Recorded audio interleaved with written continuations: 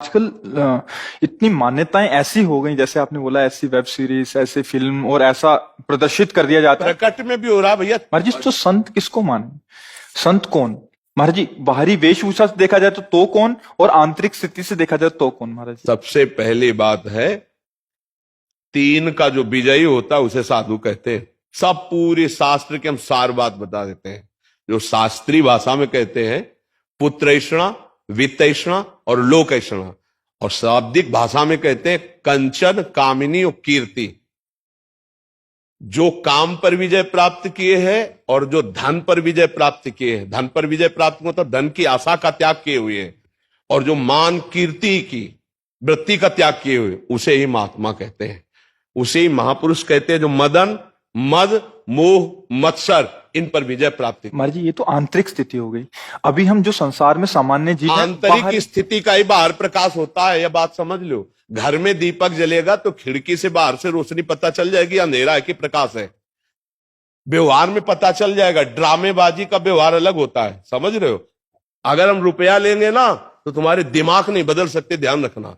और जिस दिन हम पैसा लेने लगेंगे उस दिन ये सब नहीं चलेगा जो आज देख रहे हो आप। ये आज इसीलिए है बिल्कुल प्योर शुद्ध काम, कोई भी मिलावट। हम आपको हलवा पूड़ी का प्रसाद नहीं दे सकते, हमारी क्षमता नहीं।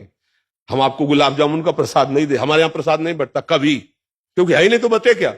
जो व्यवस्था है वो अपना किसी तरह उधर पोषण के, सब अपने धर्म से कार्य में लगे। महाराज जी, बाहरी वेश से, जैसे आपने बोला, एक तो मुंडन और एक ये, तो क्या ये किसी गुरु द्वारा ही प्रदत्त होता है? गुरु प्रदत्त, बिना गुरु प्रदत्त सन्यास या वेश नहीं धारण किया जाता। आज सैकड़ों लोग बिना गुरु प्रदत्त धारण। हाँ, थोड़ा सा वैराग्य आया, थोड़ी दाढ़ी बढ़ गई, वैराग्य का तो आया नहीं, तो नहीं तो गुरु शरण में होगा। थोड़ा सा प्रमाद आया, कायरता आई, और भेष परिवर्तन कर लिया। माल छानने को मिलेगा, पूजने को मिलेगा, रुपया मिलेगा, उन्हीं से नौटंकी नाटक होता है। और जब वैराग्य आता है तो फिर ये नहीं होता, फिर भगवत प्राप्ति की चाह होती है।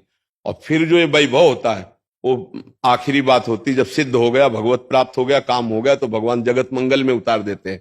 ये प्रारंभ नहीं है, ये अंतिम होता है। आज प्रारंभ में क्या प्रचार करोगे जब तुम काम पर विजय नहीं प्राप्त की, क्रोध पर विजय प्राप्त नहीं की? प्रचार क्या करोगे? यही इसी का प्रचार होगा। रुपया होगा, प्रणाम होगा, नमस्कार होगा, भोग सामग्री, इसीलिए सबके दिमाग में भर गया। तो क्या होता है कि आजकल अर्थ की इतनी मांग हो रही, हर जगह अर्थ ही अर्थ है। सत्संग है तो अर्थ है, भागवत है तो अर्थ है, कोई प्रोग्राम है तो अर्थ है, मतलब जहां देखो अर्थ है। और अर्थ से भोग सामग्री, भोग सामग्री का भोक्ता वो कभी ज्ञानी नहीं हो सकता, वो कभी भगवान का प्रेमी नहीं हो सकता, वो कभी सच्चाई से नहीं चल सकता जहां अर्थ की प्रधानता है।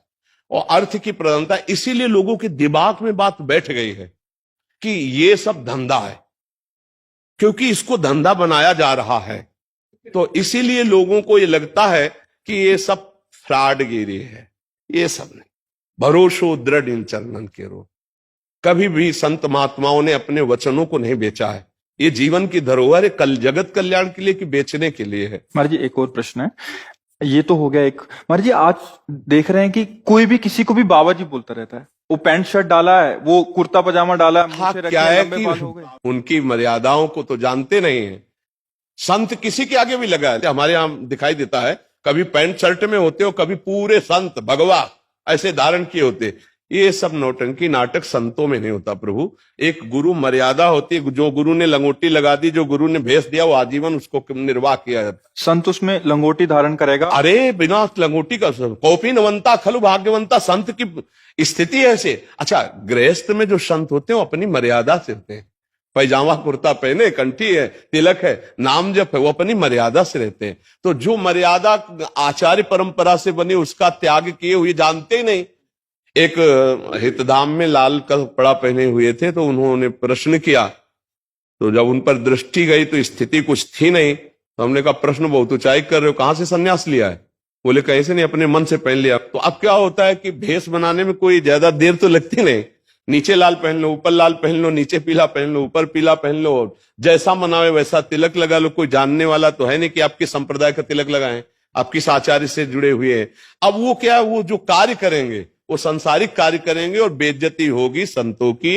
ये देखो, ये अमुक बाबा, अब वो पैजामा कुर्ता पहने अमुक संत, यार संत किसके आगे लगता है? आचार्य परंपरा से जुड़े हुए, वैराग्य दीक्षा लिए हुए, उनके आगे संत लगता था। भाई ऐसे आचार्य, शास्त्री या ऐसे पदों से हम सम्मानित सबको किया गया, लेकिन संत शब्द लगा है आचार्य परंपरा से जो संत है। आज पैजामा कुर्ता पहने संत, पैंट शर्ट पहने संत, उल्टा सीधा बोल रहे हैं, बोले संत। अब लोगों की क्या समझ में आ गया? ये सब नौटंकी नाटक। ऐसा नहीं है, संत हैं, भगवान का मार्ग है, सच्चा भगवान का मार्ग है, पर वो बिना भगवान की कृपा के संतों का दर्शन या सानिध्य नहीं। महासंगस्तु दुर्लभो, भगवान की कृपा। और आज बहुतायत है, बहुतायत सच्ची मानिए ऐसी बहुतायत है कि जिसको जानना बड़ा कठिन। तो ये बात समझो कि अर्थ की प्रधानता, भोग की प्रधानता, मान सम्मान की प्रधानता, ये साधुता नहीं रहने देती, ये नाटक में उतार देती है। भगवान की कृपा से साधुता और संतों का मिलना बहुत कठिन है। आज जो संत हैं आप उन्हें पहचान भी नहीं सकते, ऐसे रह रहे हैं। ऐसे वृंदावन में, ब्रज में हजारों ऐसे संत हैं जिनको आप मानोगे ही नहीं कि संत हैं। साधारण कपड़ा पहने, कमंडल लिए, रोटी मांगे, खाए, छुप के भजन कर रहे हैं, कौन जान पा रहा है? तो अगर हम धन का महत्व रखेंगे, भोगों का महत्व रखेंगे, तो साधुता का मतलब क्या है? घर का एको त्याग था। गोस्वामी जी ने दो प्रकार के संत बताए हैं। एक संत बताए जो भोग ऐश्वर्य को भगवान के लिए त्याग कर भजन मार्ग में चलते हैं, और एक नारी मुई घर संपत्ति नासी मूड मुड़ाए भय सन्यासी, गोस्वामी जी ने लिखा है। बहुत कठिन है साधुता का मार्ग, और बहुत कठिन है संतों का दर्शन। ये भी बात समझ लो, भगवान की कृपा है तो साधु समागम मिल रहा है, और जितने दिन है उतने दिन ही मिल रहा है।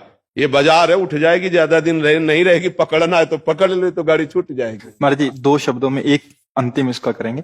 महाराज जी, हमारी अश्रद्धा ना हो जाए, इस वाक्य को पकड़ के कोई सच्चे संत पे भी ऐसा आरोप या ऐसी भावना कर सकता है, उसके लिए एक साधारण जो भक्ति मार्ग से विलग भी है या जुड़ा है, वो कैसे निर्णय ले? देखो, संत की सबसे पहली पहचान है, हम जिसके पास बैठे तो पहला काम हमारे हृदय में शीतलता आने लगेगी या जलन पैदा होगी। दो काम होंगे। अगर आप पापाचरण किए तो आपके अंदर जलन पैदा हो जाएगी, लगेगा मैंने बहुत बुरा किया, अब नहीं करूंगा। उसके पास बैठते ही, उसके वचन सुनते ही आपके अंदर खलबली पैदा हो जाएगी, यार बहुत गलती हुई, अब कसम खाता हूं ऐसा नहीं करूं। दूसरी बात, अगर थोड़ा भी साधन भजन शुरू है तो आपको ऐसा लगेगा, मैं देख तो पहली बार रहा हूं, लेकिन ऐसा लग रहा है मैं इनसे बहुत बार मिल चुका हूं। ऐसा लगता है कोई अपने हैं, ऐसा लगता है कि मेरे अपने हैं, ऐसा वहां कोई संशय, कोई प्रश्नवाचक चिन्ह खड़ा ही नहीं हो सकता। जैसे सूर्य के सामने अंधेरा नहीं टिक सकता, ऐसे संत के सामने प्रश्नवाचक चिन्ह नहीं खड़ा हो सकता कि कोई छल है क्या, कोई कपट है क्या, ऐसा आएगा ही नहीं। उनको देखते ही तुम्हारे हृदय में एक अद्भुत प्रियता और गलत कर्मों के प्रति एक अलौकिक जलन शुरू हो जाएगी, और आप निश्चित गलत कार्यों को छोड़ देंगे और अच्छे कार्य करने लगेंगे। ये सहज पहचान है। बकाया सोई जाने जे देह जलाई, वो संत अपने को जना दे या भगवान जला दे तो ही, नहीं तो कैसे जला जा सकता है। पर हमारी सबसे अपनी तरफ से प्रार्थना है, हमको सबके प्रति भाव रखना है, पर जहां हमको गलत थोड़ा भी नजर आवे तो हम निंदा न करें, वहां से दूरी हट जाएं, चाहे कोई भी हो। ये बात हमें ध्यान रखनी है। गलत का मतलब है जैसे चेष्टाएं बता देती है, आदमी की स्थिति बता देती है। देखो, चेष्टाएं छुपती नहीं हैं, और सब कोई जानता है कि गलत देखना, गलत छूना, गलत बोलना वो हरकत में समझ में आ जाता है। अगर कोई गलत है तो तुम्हारी तरफ देखने का ढंग, तुम्हारी तरफ बोलने का ढंग, तुम्हारी तरफ का जो उसका भाव है वो आपको बता देगा ये आदमी गलत है, चाहे वो किसी भी भेष में हो। दूरी बना लेनी चाहिए। दूसरी बात, जिसके प्रवचन के बाद कुछ लेने की बात कह दी जाए तो समझ लेना कि यहां भगवान के भरोसे का खेल नहीं है, यहां कुछ और खेल है, हट जाना चाहिए।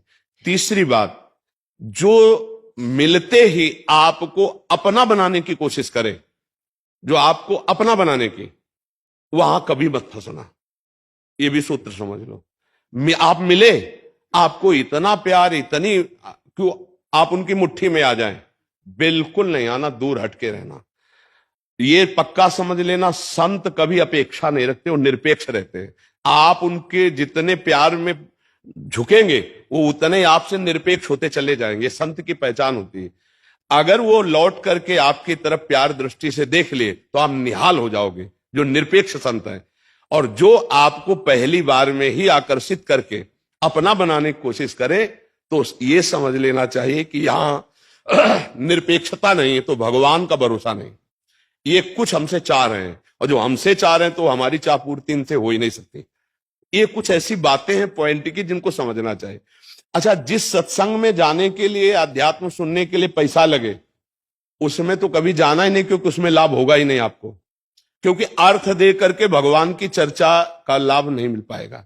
अध्यात्म कभी पैसे से नहीं बिकता, और पैसे से कभी अध्यात्म को खरीदा नहीं जा सकता।